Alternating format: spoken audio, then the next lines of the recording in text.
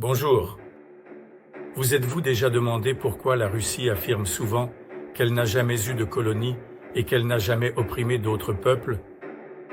Mais est-ce vrai? Aujourd'hui, nous allons vous parler de l'histoire cachée de l'Empire russe, une histoire qui montre que le colonialisme peut prendre différentes formes.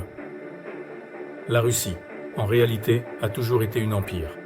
Contrairement aux États européens, elle n'a pas créé de colonies d'outre-mer, mais en s'emparant des terres voisines en Sibérie, dans le Caucase, en Asie centrale et dans certaines parties de l'Europe de l'Est, ce type de colonisation interne a conduit à l'oppression et à l'assimilation des peuples autochtones. Les peuples du Caucase et de Sibérie, comme les Tchétchènes, les Bouriates et les Yakoutes, ont perdu leurs terres, les ressources et l'identité culturelle. Aujourd'hui, la Fédération de Russie compte 85 sujets, parmi lesquels se trouvent des républiques qui sont les foyers des peuples autochtones, avec des traditions culturelles et linguistiques uniques. Au XIXe siècle, la Russie a lancé des campagnes brutales dans le Caucase. L'une des pages les plus tragiques fut le génocide circassien. Des centaines de milliers de personnes furent tuées ou déportées.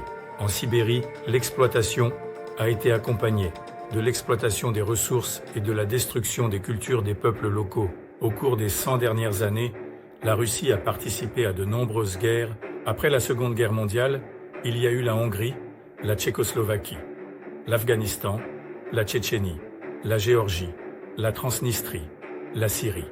Et maintenant, la guerre contre l'Ukraine. Rien qu'en Tchétchénie, 2 guerres sanglantes ont laissé des centaines de milliers de morts. C'est la lutte de l'Empire pour le contrôle des colonies.